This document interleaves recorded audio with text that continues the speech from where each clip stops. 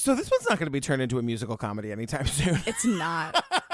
No. I was trying to think of a way to sing my name like your name, but I can't make it make sense in my head. Damn syllables.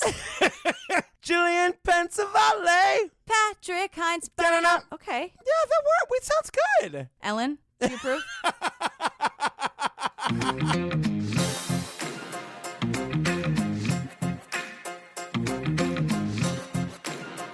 You guys, before we get to the show, the Patreon. Patreon's going to Patreon, as my friend Jillian would say. Pate's going to Pates, lady. Pates.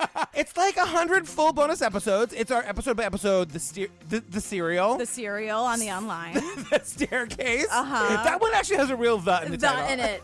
The Jinx. The Jinx making a murderer. No, just Lorena. Casey Anthony. Lacey Peterson. You guys, the Lacey Peterson's crazy. You know how you're saying in the Pates that it broke Nancy Grace? Yes. It's breaking me. Yeah. It's totally breaking me. broke Nancy Grace. I know. Will you give the non-Pates people a preview of your Nancy Grace? Oh, what was it when she was talking? Was it Casey Anthony or Jodi Arias? It was Jodi Arias. Where she's like, oh, yeah. Put more makeup on your face before you talk about your murdered lover. She's like Oprah, but not at all. Oh, my God. Anyway, you guys, that's all at the $5 level. At the $10 level, you can get ad-free episodes. Mm-hmm. There's the after party at the $7 level. Yeah, we're sending you ringtones. Yeah, we're sending you some stuff in the mail. It's just, you guys, the Pates is really where it's at. It really is. Unless it isn't, and that's fine, too. It's okay. No pressure. Not everyone has to do it. It's fine. Yeah. Live your life. That's really what we're all about here. That is what we're all about. If Pates is in your life, great. If she's not, fine. What am I going to do? Girl, what are we talking about today? We're talking about Tell Me Who I Am on Netflix, and we're talking about things that deserve trigger warnings for everything. Yeah, guys, truly trigger warning for everything. This deals with serious sexual abuse against children. The way that we do this, we're not going to play that much of it. We're not going to be very graphic when we talk about it, but the subject matter is fucking dark. Yeah, it's incest, and it's all bad. Yeah, we just gave away all the spoilers. Yeah. Also, welcome to TCO. I know. It's all bad. Every episode, it's all bad. No, the episodes are great. The episodes are great, but the content is terrible. For the most part. Tell the people that our episodes are good. Unless you're like a jewel thief, and then it's like, whatever. No trigger warning there. Nope.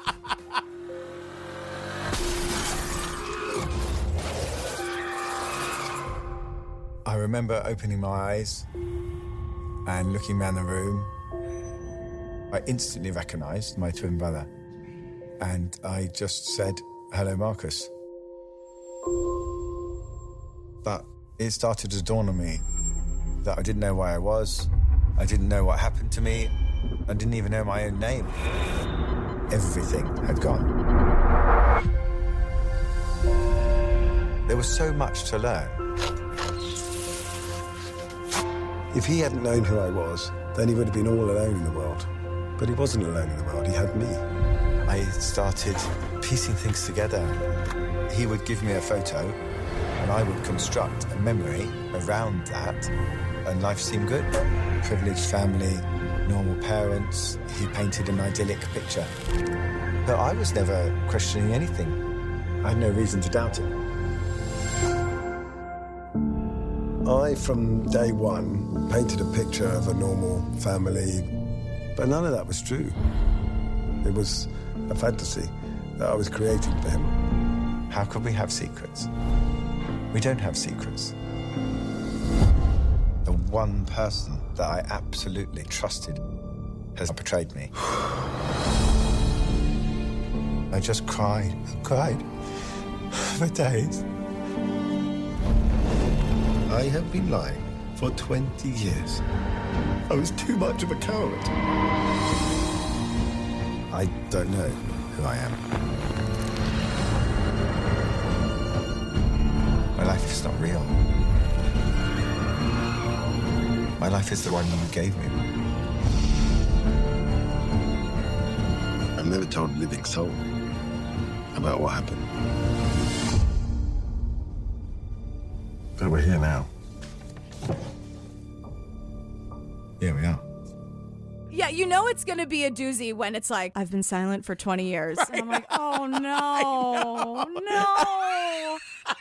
This is gonna break my heart into a million pieces. I can tell already. It's so crazy because this episode starts with like we see. I kind of love when documentaries do this, where like you see the actual like room where they're gonna do the interviews, the setup and all slate. that shit. I love it. I love it. But we're seeing these two men. By the way, they say they're identical twins 8,000 times. They don't look anything alike. No.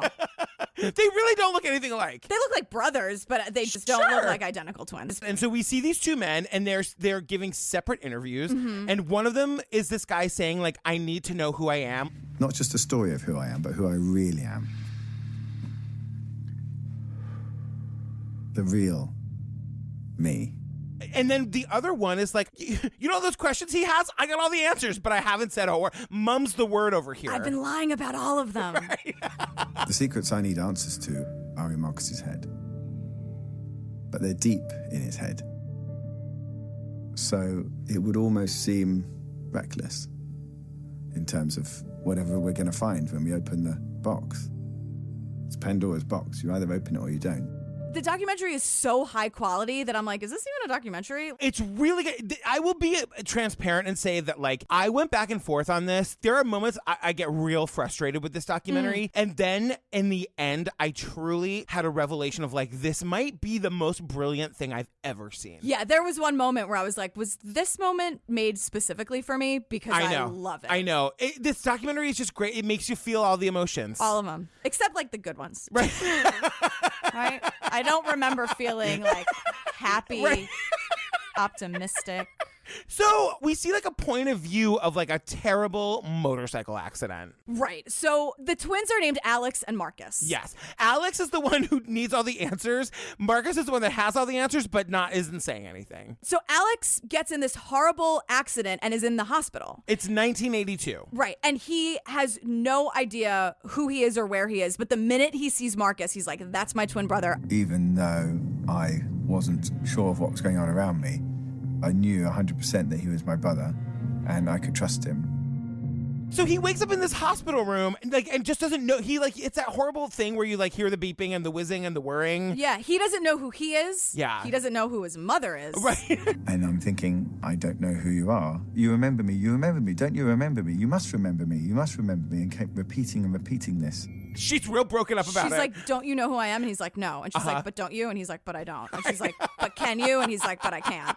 And they take him, quote, home. Yeah. But so imagine not knowing anyone around you except for your brother, but you still don't know him. You just know that he's your brother. And then you're going like home to this strange house with a bunch of strangers and things that you don't know about. They pull up to the house, and I don't know if it's the actual house or if it's that house is unbelievable. It's like a Tudor, I guess is what they call it. I only know that because I've seen Something Rotten, which took place during the time of Shakespeare. Gorgeous, Such a great show. And they walk into this house, and like, God bless this mess does not even begin to cover it. No. It's not like a hoarder's house, but there is shit everywhere. It might be a little bit of a hoarder's house. We learned some things where I just have hoarders, question mark. We'll get to it. He was in a haze. He didn't know where he was. He didn't know anything. Even though he was 18, he had the mental age of a 9-year-old. I remember walking through the kitchen, explaining this was the kitchen, and then the bathroom, and then taking him into his bedroom. This is your bed on the left, and my bed's on the right. It's not only he didn't know who he was or where he was, he didn't know how to do anything, how to like shower, how to bathe himself. Like, except ride a bike. Right. Riding a bike is actually like riding a bike. That's the thing he could do. Yeah, and the funny thing about it is we see him like pulling a thing, like a tarp off a bike, and he's like, what's that? Yeah. Can you imagine seeing a bike for the first time? No. Like, what is that torture contraption? But then he gets on the bike, and again, he's like, he loves riding his bike, but we see him immediately fall and crash. Mm-hmm. And I'm like, can we maybe not put the guy with the crazy head injury on a bike? Right. So he's relearning these things, and Alex says this truly heartbreaking thing where he's like, I mean, for everybody else, they're going to remember being on holidays. They're going to remember falling off their bike for the first time and their first kiss, the first time they were in love. Those are the things that really make up who you are. And you actually need those memories. I'm coming at this with nothing. So he doesn't even feel like a fully formed person. He's just like a shell walking through this world in this home that he's never been to, according to him. So now the mom was in denial, like, do you remember me yet? Do you remember me yet? You totally remember me. And then we hear about the dad. The dad was extra distant to Alex and never went to the hospital, didn't hug him, was like, oh, you're home finally. And we see a picture of him, and he just looks like a fucking grumpy old bastard. Mm-hmm. He looks like a Columbo villain. I don't like him. So the dad is like a super severe dick. Right. And the mom is like super bummed. Like she's really sad that Alex doesn't remember her. Which is, I mean, I'm not a mother, but as a mother, wouldn't you be devastated? Like, I get that. But it's also like, you guys, it's okay. Like, he survived an accident that, like, was clearly very tragic. Like, yeah, you could be devastated, but she also makes it all about her. I think that's what I'm saying. Like, aren't you just like, it's fine, like, you're alive, and we're just going to teach you how to walk and make toast again? Why are you so upset about it? I think she could be upset, but she's doing it wrong. I don't like assigning people or telling people how to grieve or go through what they're going through, but she's making it about her, and that I don't like. Exactly. And then, so Alex is watching TV and is learning about life through TV. TV was an eye-opener for me. And there'd be like a perfect Sunday lunch with everybody sitting around the table for OXO Cube. And it looked nice. And I just imagined that must just be how all families are, because I saw it on the telly. And he's like, oh, that's what a family is. My family must be super wholesome and super great. And then we learn we're going in a little bit more on the mom. Right. And Alex tells us that he's learning about this whole new life, and he realizes his mother is at the center of everything. Yeah, and he calls her mummy. Like, even to this day, as like a 50-year-old man, he calls her mummy. You know who does that? People from the South. It's my daddy. Everyone says daddy in the South, also, no matter how old you people are. At gay bars. That too. So she's the center of his world, and he's describing her to us, and we're seeing her like in pictures, and she really does look like the Amy Poehler Mean Girls cool mom. Okay, right. We have differing opinions on that. She was quite a tall woman. She was over 6 foot, and she had quite large hands and very large feet, overly large feet. She was great fun. We're told she's, quote, larger than life. Yeah, she's like 6 feet tall. With gigantic hands and feet, and she's super loud. I was like, Great. wait, are they describing me? No. Your hands are smaller. Right. My hands are so dainty. They're very dainty. But she's like, they really go into detail on her oversized feet. Like a lot. Yeah, so they describe her as like great, quote, fun. So British. And right, She's she was great like, fun. She would just sort of dance around the kitchen. She would come into a room and say, oh, and here we all are. I'm here. Everybody, I'm here. She'd be like, she would laugh like that. She would like walk into a room and like announce her presence. She'd be like, I'm here, I'm here. And I was like, oh God, is this my future? Like none of that sounds fun to me. I know, that's what, but it sounds like so much fun to me. Like the person who's the loudest person in the room, who's like, I'm here, it's about me. My son got in a car wreck, but like, it's about me. Why doesn't he remember me? Like the worst person. See, I don't think I would handle it like that, but I could definitely see me being like, I'm fabulous and 6 feet tall and I've got huge fucking feet. Deal with it. Here I am. Deal with it. So now like months are going by and Alex has grown up to like from like a 6-year-old mentality to about 15. And he starts asking what he calls like the difficult questions. Yeah. And so Marcus would show him photos and then Alex would, as he says, construct a memory around that. Yeah. So like he would ask him like, what was our family life like growing up? Like, did we ever go on holiday? And Marcus is like, well, yes. Marcus showed me a photograph of the two of us on holiday and it looked nice. And we were, typical boys building sandcastles on a beach. So I just presumed that's what we did every year. He showed me photographs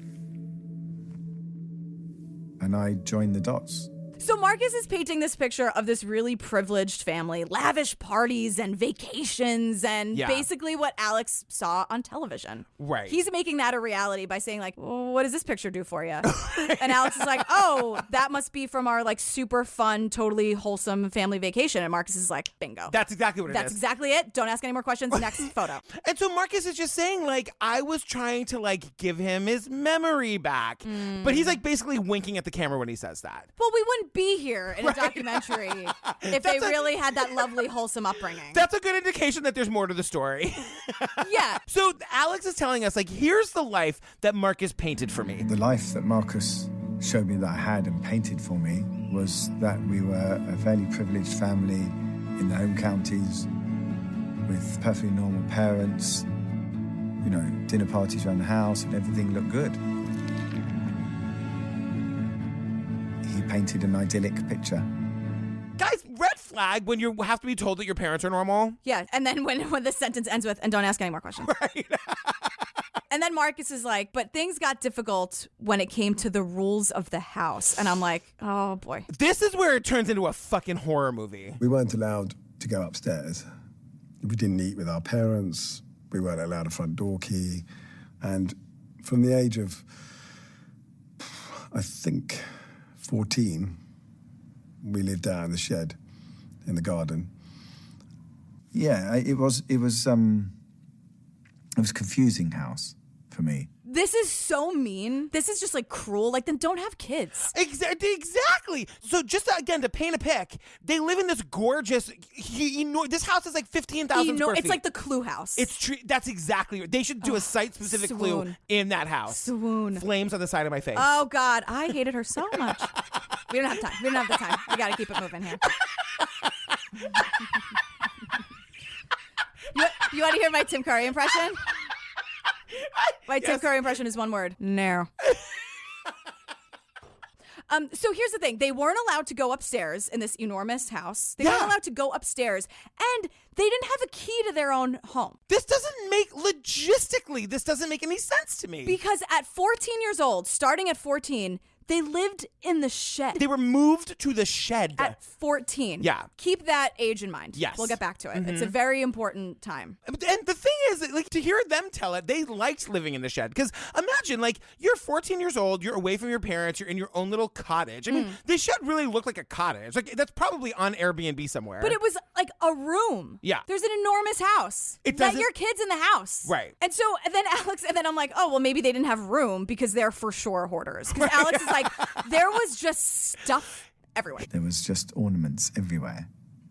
Every cupboard was full. Every outhouse was full. Every loft was full. Every garage was full. So he actually says there were ornaments everywhere, and I know that that's British for something else, but I just wanted it to mean like Christmas tree ornaments. I know, everywhere. Christmas all the time, which would be kind of creepy. He says every cupboard and outhouse was full. Also, outhouse doesn't mean what it means to us. Nope. And then, so even when they were allowed in the house, which it was few and far between apparently, there were sections of the house they weren't even allowed in. Yeah, and then like the whole thing with the dad comes back. Remember the dad's a big dick? He was quite a scary guy, and he had a hell of a temper on him.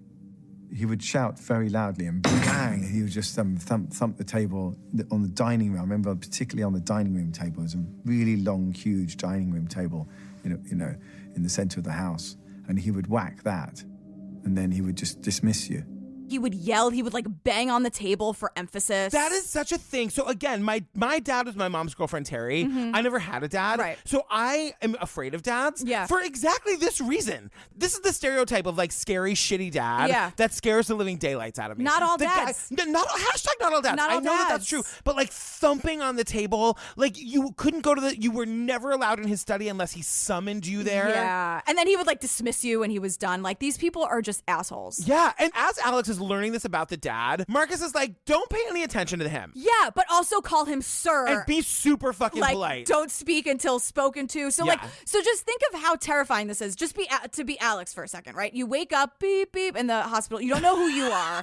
You don't know who this woman is who really wants you to know who she is. Yeah. And you're like, girl, I don't know. Like, I can't help you. But why are your feet so big? Yeah, but also, hi, I survived the crash. Exactly. Great to see you too. Totally. Who Also, are you? So then you don't know who you are. You're learning how to ride a bike. Again, comes right back to you. You're learning like just things, and then you have to like, oh, this is where the kitchen is. Like just and then the dynamics of like this guy who's not a dad from TV. No. And he's just an asshole, and he's mean to you, and he doesn't let you in the house. You have to sleep in a shed. I know. It's bad enough. But also, Alex says to us over and over and over again, all of this was normal to me because I just thought this was normal because it's literally all I knew. Right. And then like cuts to Alex being like, My brother at some point informed me that our parents came from an aristocratic background.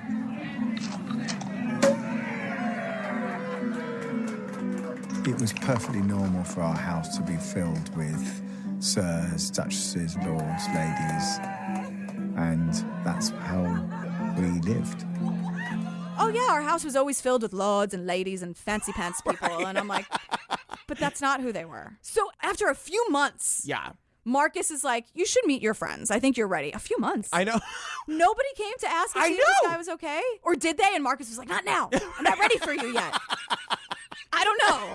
Do you know that I was saying to Steve last week, frustrated Jillian is my favorite bit that you do? Shut up. Not ready. I was like, frustrated me, like that's just who I am. So they have this big party at a bar, which looks super fun. Yeah, I love all those British pubs that are like they're all like in villages. Yeah, and there are like photos of everyone. It just looks like he has a nice group of friends. And for like the first time since the accident, he's having a nice time. Yeah, guess what else he has? A girlfriend. And then he said, oh yes, and you have a girlfriend. I was like, oh, I've got a girlfriend, right? She was very nice. And I was like, wait, what? I know. Where has she been? Yeah, she's not calling. She's not coming round. Right, exactly. That mom with the big feet does not like it when she stops by, it seems. The mother, no question, hates her. Yeah. Hates her. But also, like, the reason the friends aren't coming by is because they didn't know about the accident, we learn. Right, and then there's this whole bit about how Marcus and Alex were trying to make it so that people didn't know that Alex didn't know who they were. So they'd go into the bar or the party or whatever, and it would basically be like Devil Wears Prada, like Alex would be the Miranda Priestley. Totally. And Marcus would be Anne Hathaway being like, it's that person you went to high school with them. Go, go, go, go, go. We would stand outside the door and he'd say, right, okay, remind me. Give me the names again. Give me the names. What do they look like? Just give me the quick little outline. So a tiny little synopsis of each person. This is Dave. This is John. This is Chris. And then they'd open the door. Oh, hi. Really nice to see you. And people never knew. And then the entire night would be spent with Marcus slyly, probably not that slyly, telling him, oh, that's your girlfriend. But then apparently the girlfriend like didn't ask any questions. And then Alex has this joke that he loves that he probably tells at every party where he's every party, where he says, our sort of standing joke is that I lost my virginity to the same woman twice. He thinks it's hilarious. I know. For that girlfriend, it was completely unmemorable sex both times. Well, yeah, because he's like, she was really nice. Didn't notice that I had no idea who she was. Didn't ask any questions, which is great for me because I don't have the answers. So this relationship really worked out well for both of us. Great. I really thought we were going to sit here in solemn silence for 90 minutes. Nope. Remember, like, with the keepers, we were like, why are we, this is impossible.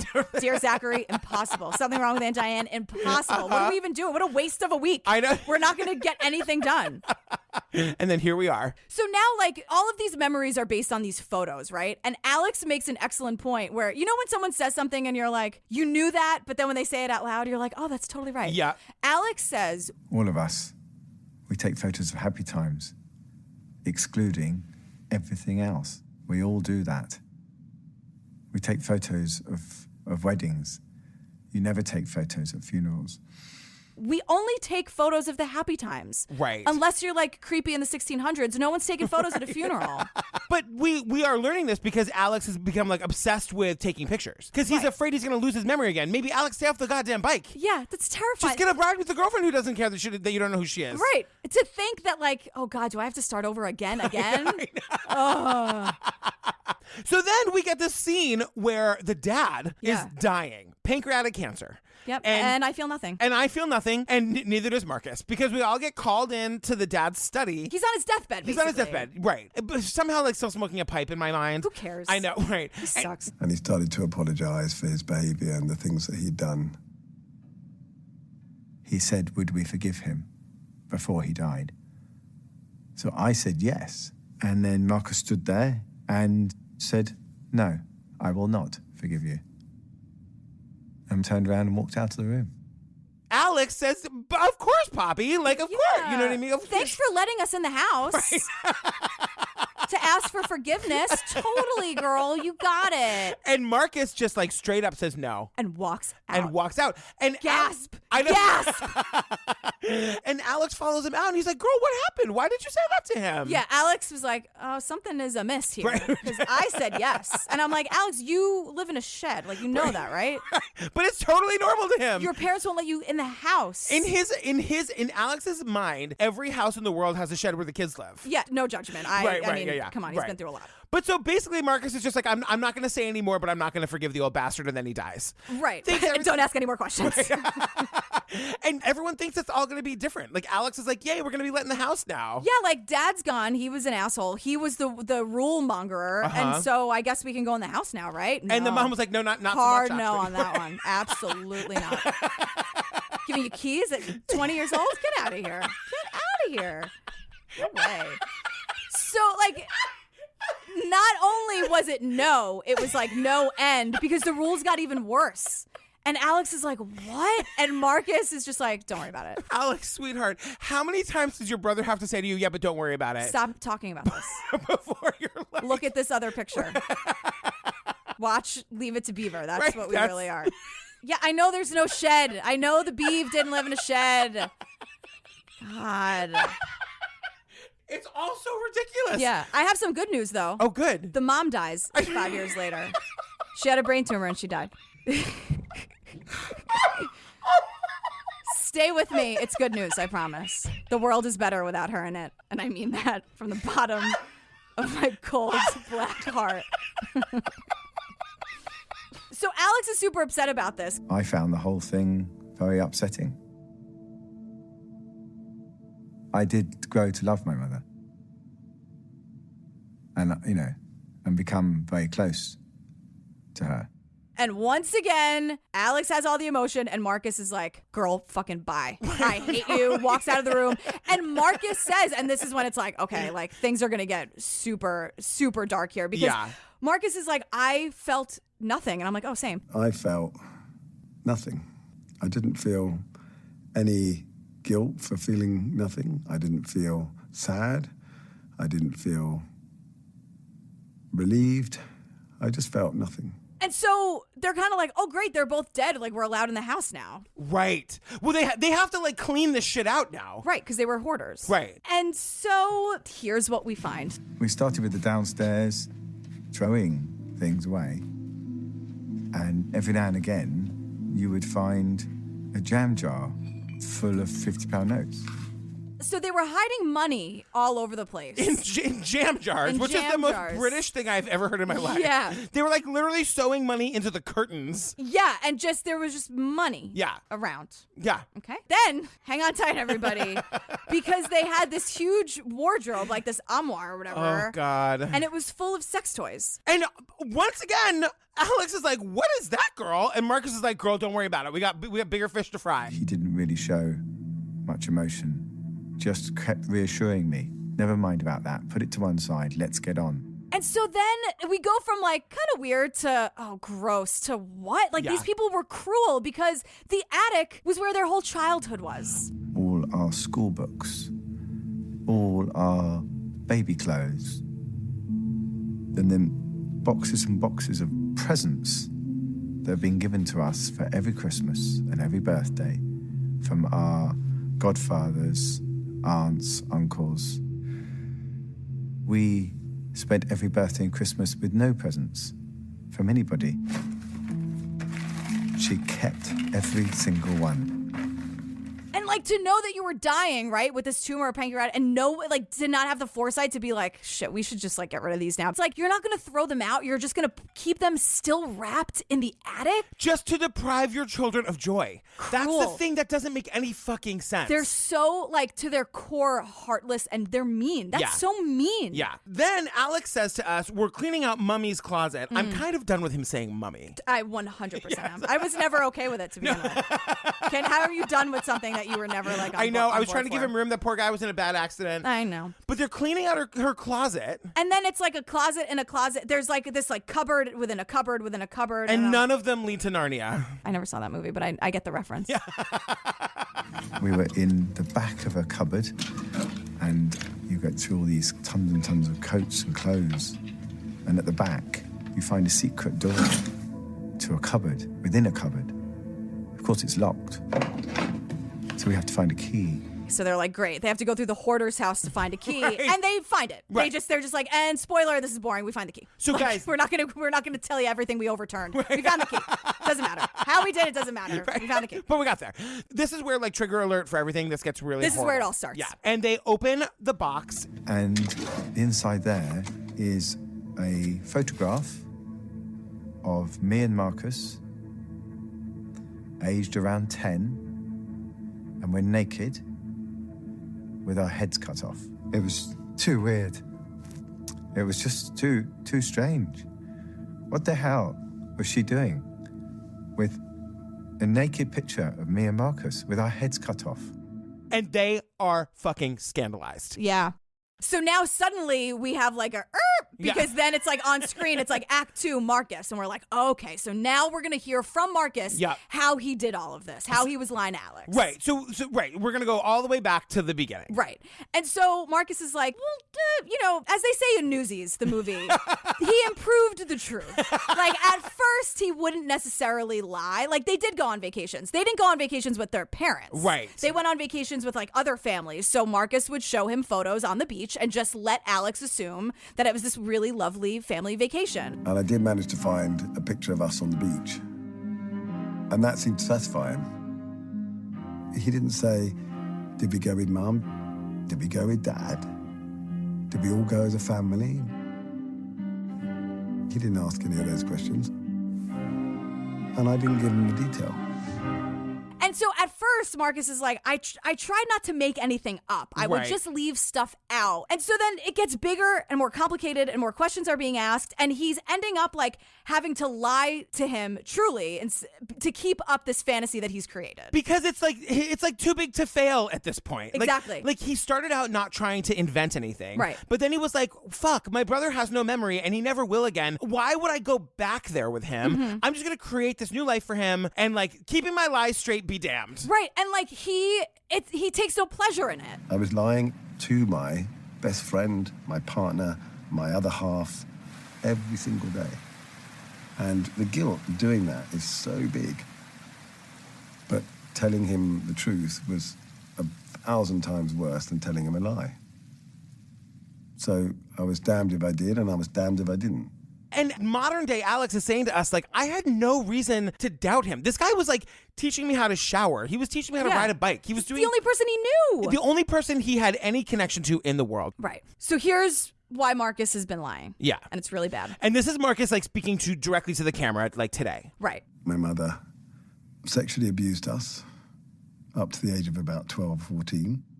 And why would you want to give that? I mean, what's that? I mean, that's something, if I just told you today that happened in your childhood, you knew nothing about it, it would fuck the rest of your life up. Why would you feel it's necessary to give an emotionally disturbed 18-year-old information that he can't handle and is not necessary for him to know? We are getting the sense now that obviously modern day Alex knows he's been lied to and it didn't go great between them. But Marcus is like wholeheartedly defending what he did. He's saying, and if it was the other way around, I'd expect him to do the same. I would want him to do the same. I'd be angry if he hadn't done it. And I do feel very passionately about that. if the roles had been reversed, I would have expected him to do the same for me. I would have expected it. And he says it twice. Yeah, and he says, like, lying to Alex helped Marcus through it. Because if he could start believing the lies that he created, then those could be his memories, and that could be his reality too. It was how he was dealing with his trauma. Right. So he's like giving his brother a new backstory, and at the same time giving himself a new backstory. Right. But he says this thing where he's like, my mom and I both knew that we both knew. Right. He's like, I don't know what my mother must have been thinking, because like her big birthday, she was everything has to be about her on her birthday. But she like Bigfoot over there on her loves to celebrate her birthday. She's wearing a pin. Happy birthday, I'm 45. Like, go fuck yourself. She sucks. So we're back to the photo, the cupboard, the key, the whole thing. Yeah, we're back to the moment where like they find the picture of the two naked boys with their heads cut off. Right. And so Marcus can't deal with it and goes into the kitchen to like collect himself. And Alex follows him. Make a cup of tea. Please. This is England after all, Jillian. Tea? I know. Don't At a time like this? Right, like the liquor cabinet's not right across the room. Please. Girl. Please. So Alex is like, don't tell me not to worry about this. Right. I have a serious question for you, and I'm going to ask you this, and you have to tell me the answer. Right. And I said to him, were we sexually abused or not? And he turned round and he went white. He didn't know what to do. He turned round, had a cup of tea in his hand, and it dropped out of his hand onto the floor. And he just looked at me. He was silent. He nodded. He just nodded a yes to me. He didn't say anything. He just nodded. And then he turned around, put his back to me, and walked into the garden. So Alex has this information now with no details, but he knows he was sexually abused by his mother. And he's, to us, telling us now, like, he just cried for days. For literally days. Of course you would. But just to think, like, now he knows, but he doesn't know the details. And there's, like, this new element in his life now. So remember the dad, and the dad is like a super dick? Yeah. And it's the whole thing where, like, Marcus is saying to us to camera, like, my dad was a super big asshole, but I firmly believe he didn't know any of this abuse was happening. Right, and he says... I call total bullshit on that. I do too, because he says, like, his mom was so charming and she could dupe people, and I just don't buy it. No, but especially, I mean, maybe the dad was just, like, so fucking self-centered and absent, like, to the house. He just, like, lived in his study and didn't know anything, and probably, like, he and his wife had a terrible marriage. But why was he still so mean to the kids with the sir and the rules? Like, I was know. so mean. And, like, the 1-2 punch of getting the pedophile mom and the total dick dad. Yeah, like, he knew he was hauling those toys up to the attic and not giving. Like, he knew. He knew that the toys were there. Exactly. you know? It's so utterly awful. Like, I was thinking about this, watching this, how completely vulnerable children are. Right. We talk about this all the time. Yeah. Like, Daisy's 5. Yeah. She would believe anything I told her. Yeah. You know what I mean? Of course. Kids are just so vulnerable. And, like, to prey on children makes you a certain kind of monster. I cannot even wrap my head around it. Yeah. Like, and to the same point, Alex is saying, look, the abuse was bad enough, but then the one person in the world I trusted completely was lying to me my entire life. The one person that I absolutely trusted 100% has now betrayed me. I was angry with him, really angry with him for the first time ever. I was angry with him that we knew everything about each other and we had no secrets. We do everything together. Yet, behind all of that, he still had a secret. Here's the thing about that. I just wanted to say to Alex, like, can you cut the guy a little slack? Yeah. Don't you see what he was doing? What he was trying to do. Like, to be mean to Marcus for trying to give you a good, like, life and childhood, to just, like, love you enough to not want you to have to relive all that trauma. Right. Why wouldn't, like, anybody would do that? Yeah. Here's another side of it, though. Yeah. As a survivor, Alex has every right to know what happens to him. It's like being roofied and then no one telling you what happened to you. It's a two-pronged thing. Like, it's he has every right. It's like if Alex never found out that it had happened, then Marcus did a good thing by erasing that trauma for him, as long as it wasn't, like, manifesting in other ways or whatever. But, like, once he told Alex, I do think he had a responsibility to give him whatever information Alex wanted. Every right to know what happened to him. Yeah, because Marcus gets super dicky about this because he tells Alex, yes, we were sexually abused, and yes, I understand that you deeply need more information, and I have that information, and I'm definitely not going to tell you. I was left with no details of what my mum had done. I was left with no details about which part of my life was real and which parts weren't. Nothing. And this is where we are. Like, I was confused about, like, do they stay close over this time? And they do. Yeah. They both get married. They both have kids. They are running companies together. Like, they work together. And they never talk about it. But while they're not talking about it, Alex is, like, going to, like, the newspaper and researching and interviewing and doing everything he can to find, like, any bits of information he can possibly get. And also, while they're not talking about it, they write a book about it. Tell me how that works. Well, I'll tell you a little bit. Oh, because thank you. Here's the thing. I knew this story because this was covered on This American Life, I think, years ago. Oh, I didn't know anything about this. So when I was, like, watching the trailer for this, I was like, I've heard this story before. And the thing is, the story always ended with the boys finding out that they were abused. That was, like, how the story ended. Okay. And the reason they made this documentary was to get Marcus to tell Alex all the shit he wanted to know that Marcus straight up refused to tell him. Right. So that's where we're going, guys. That's why we're here. Yeah. Okay, so here we are. It's Act 3. It's called Alex and Marcus. Right. And so even though they've been working together, like And running best businesses friends. for 20 years, they've never discussed it. And now Marcus is using this opportunity, courtesy of Netflix, Right. Yeah. to sit face to face and tell his brother exactly what happened to them. And we see Alex. Alex is sitting at the table, and then Marcus shows up, and he sits at the table, and they're just like facing off. And they're like awkwardly shifting in their chairs. Because you know they and- like drove to the set together. Probably. You know what I mean? Like they stopped at the diner for breakfast before they got there. Yeah, they sit had their over there. tea. They had their Yeah. cup of tea together. And they're actually talking like, isn't it crazy that we're in constant contact, but we've never discussed like the biggest thing that's happened to us? So this is the part of the documentary where I was ready to flip the table. Because I was like, this documentary is only an hour and 25 minutes. It's not like it's very long, but it's like fucking get to it. Yeah. It's like get to it or don't get to it. And I was... Imagine being Alex. I know. Right? And I was getting so annoyed because they're making small talk. It's obviously not scripted. And I'm like, the documentary decided to keep this shitty small talk. Guys, I'm going to tell you, like, by the end of this, all of this is worth it. Yeah. And it needs to be there. Yep. But in the moment, I was really annoyed with it. I was like, either tell us or don't. Like, what is all this fucking buildup? Yeah. I didn't feel that. I understand, but I was kind of like, yeah, how do you like sew about the abuse? And you know, that's like the how do thing. you get there? It's also none of my business. Yes. You know what I mean? Like it's like Alex needs to know this. I don't need to know it. when they finally started to, and you guys, we're doing the same thing. We're gonna get into it in a minute. But like when they do, I felt super out of place in my own home. Yeah. I felt like I shouldn't be here. I felt like I was watching something that I like snuck into something, and I was watching something that was like not allowed. The thing that I had in the back of my mind, you know, I've been working with Sky and Jan Broberg Yes. on like an abducted in plain sight thing. So I have Jan Broberg, who was the subject of abducted in plain sight.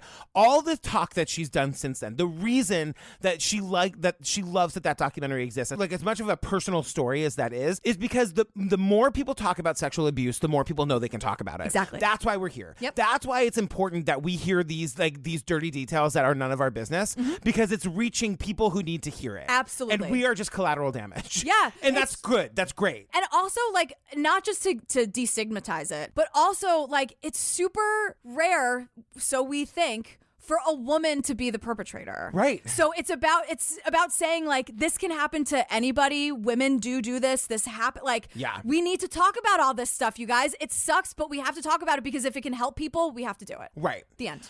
So they finally get into it. And the crux of this part of it is Alex saying to Marcus, like, Marcus, I know this is hard for you, but I need you to know I need this. Right. I need this. I've spent 20 years researching this, trying to find the answers that you won't give me. I can't get them from anybody but you. You see what I mean? I need to stop my journey. I need to stop searching. And you can finally be rid of it. At the same time, so we've both got something to gain from this, just as much as each other. I know we have. And Marcus reiterates why he did this. Like, I didn't want to take you down that road. I was trying to protect you and also protect me at the same time. So what happens is Marcus says to Alex, I don't think I've got the strength to tell you to your face what really happened. But I have had a conversation about it on camera, and maybe you should have a look at that. And that will give you everything that you need to know. And he leaves the room. and Alex is like, well, now I'm scared, girl. And Marcus is like, well, I still don't know why you need this so badly. Yeah, which is like, Marcus, I know. I understand the I totally, Yeah. I get it all, but like, Yeah. he needs to know. Right. And then you see like the camera pulls back and you see the filmmaker go over and give Alex like a laptop with headphones. Yeah. And he puts on the headphones and we are watching along with Alex this tape. Right. I've never told a living soul about what happened. I barely told myself what happened. So you're asking me to give you something that I've never given to anybody in my life.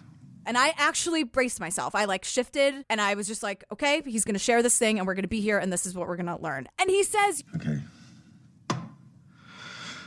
Just as a fuck you to her, let's do it.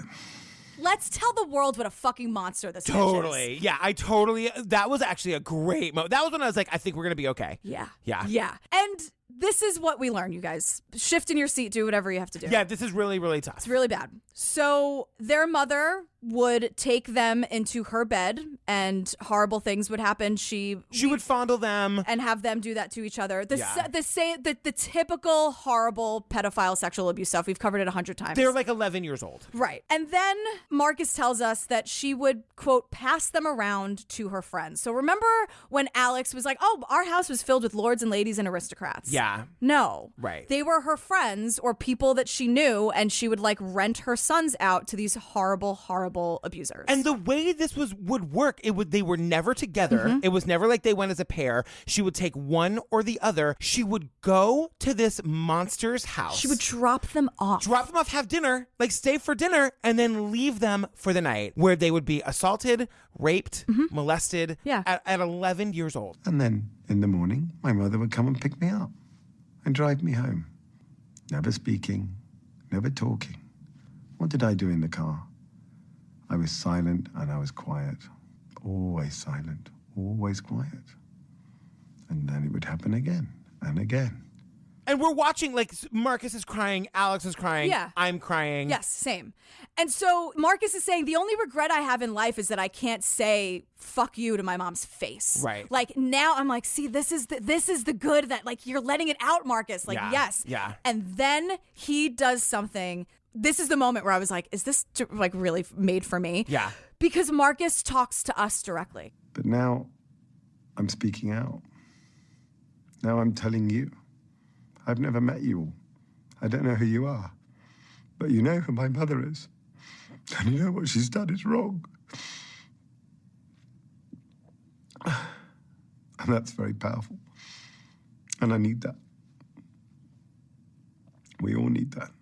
It's amazing to sit and watch something like that happen to somebody where you can see the trauma being worked through in real time. This was what I was saying before when they were doing the small talk, and I was like, oh God, get to it if you're gonna. And I was getting so impatient with it, and I realized that small talk was leading to this really fucking hard talk. Yeah. And this moment was so powerful, this moment where he addressed us, the viewer, because why else does anybody sit down and tell this horrible, personal, tragic story to Netflix other than to help people, right? And that was the moment where I really just thought to myself, this documentary is brilliant. And because that wasn't a scripted moment. No. He was saying it like, I'm here now, right, Netflix? I don't know who you are, but I'm going to tell you this thing that is really important for me to get out. It also gave me permission to listen to it too. You know what I mean? In a way that I really needed. Yeah, it's amazing. So Alex is done watching the tape now, and they are face to face again. And Alex says, well, how did it stop then? God. And Marcus tells this story about some famous artists in London. Who the fuck are you, you piece of garbage? I mean, I feel like it can't be that hard to figure it out. Do the math on the time or whatever. Give it a goog. I mean, I need to know who this person is. I know. So the mom takes Marcus to this like famous artist's house, stays for dinner, and then he's 14 years old, and she leaves, and the artist like takes him to bed and starts touching him. And he says, when he got to my genitals, I said, no, I don't want this. And the artist got super aggressive, like was trying to attack and rape him. And Marcus was able to get away. And Alex is like, can't believe it. He's like, what do you mean you got away? How did you get home? How is that even possible? I walked down to the tube.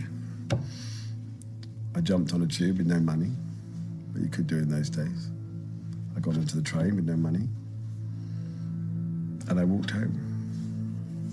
So he gets home, he goes to bed, and like they wake up the next morning for breakfast. The mom thinks she's got to go back to London and pick up her kid from that pedophile artist friend of hers. Yeah. And Marcus walks up the stairs for breakfast, and the mom basically gasps. She looked very surprised that I was there. And I looked at her, and she looked at me, and it never happened again. And that was the end of it, honey. Without saying anything? Without saying.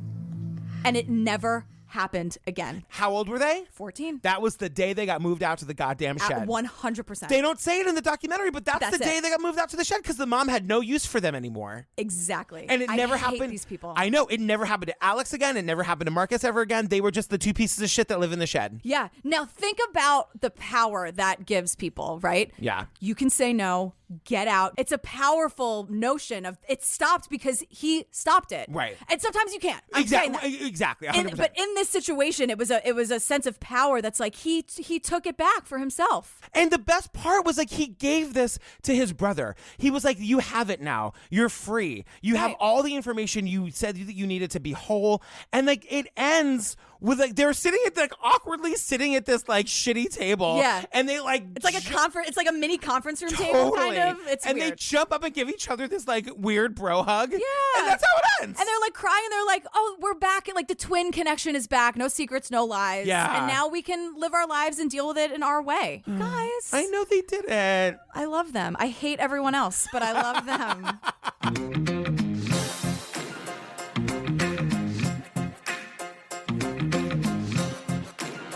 Girl, we did it. Somehow we got through it. I was really worried about this one. It was. Yeah. Well, moving on, you guys. Just a reminder, if you want more of Jillian and me, you want to hear our episode-by-episode coverage of Serial Staircase, Making a Murderer, Lorena, did you say the Jinx? The Jinx, O.J. Simpson, Lacey Madeline Peterson. McCann, Lacey Peterson, Casey whatever, Anthony. like 100 full bonus goddamn episodes. All the series that you want us to cover, they're on the Lady Page. Yeah. That's it. Patreon.com/TrueCrimeObsessed or go to our website, click the Patreon link. Okay. I gotta say, if you don't want to join the Patreon, I totally get it. Yeah. But like this Lacey Peterson coverage is bananas, and it's some of my favorite. I think we are doing really great work with it. Oh, good. Nancy Grace aside. Right? Will you give us Nancy Grace one more time? Your lover's murder! Again, it's Oprah, but not.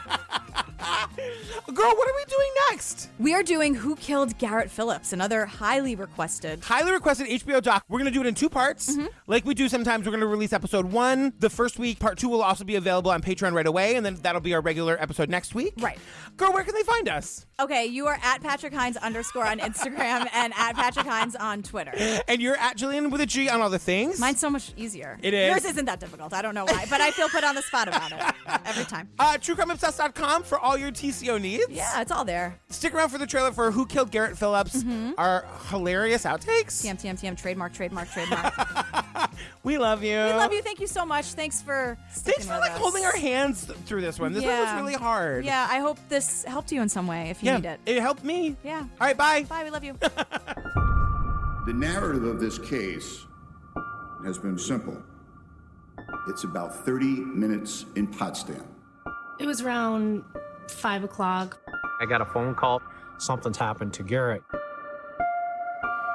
I have both units on scene with an unresponsive 10-year-old male. The scene was handled as a crime scene. The mother is Tandy Cyrus. Tandy's ex-boyfriend, Nick Hillary, was suspicious. Garrett didn't like it. Those two butted heads. We have a strong suspect at this point. You're going to hear the 6-to-8 relationship. You've got some problems. Hillary is responsible for Garrett's death. No doubt in my mind he did it. Nick Hillary. Hillary. Nick's the guy. I'm 100% certain. Am I living in a dream right now, or this is really happening? As a person of color, you're told, don't talk to the police. Nick called me saying, the cops won't let me leave. You don't strip search someone naked for anything.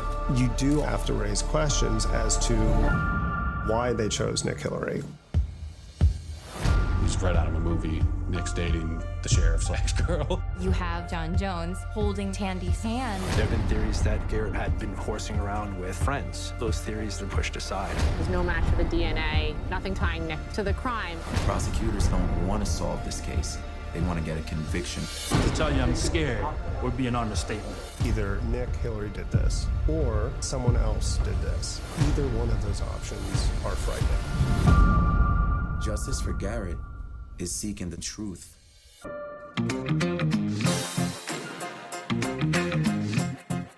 What if we tried to do this whole episode in British accent? All a day is about as much as I can say. No, I can't. I just know, like, uh-oh, here we go. Like, I can do 6, and that's kind of it. Like, what was I meant to do? That's all I can do. Wait, my favorite line from it is, Jane Seymour, the only one he really loved. Rude. He also said that when they would go on family holidays to... All right. I hated her so I hated her so much. Flames. Heaving breaths. Breathing. Bum, bum, bum, bum, bum, bum, bum, bum, bum, bum, bum, bum, bum, bum, bum.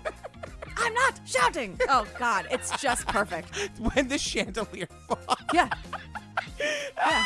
I'm gonna go home and have sex with my wife. The greatest. All right, we gotta keep going. Okay. Where are you going? In the picture of them when they're 18, they actually look identical. They do. That's true. That's Yeah. true. Like two smoking hot 18-year-old boys. British. Men, I should say. They're legal aged They're men. Girl, what are we talking about today? Ow. What happened? What happened? What happened? Wait, I got a weird. You know, like when you run.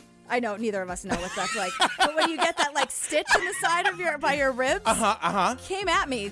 Great. I mean, all I'm doing is sitting here. That was weird. There you go, outtakes. Welcome to the outtakes. Ow, what the fuck? Are you okay? I'm fine. You really are gonna die on me, aren't you? Ah, it hurts to breathe. Wait, what the stand up. Stand up. Are you okay? Yeah. Well, do we have a promo code care.com? Is there a doctor in the pod?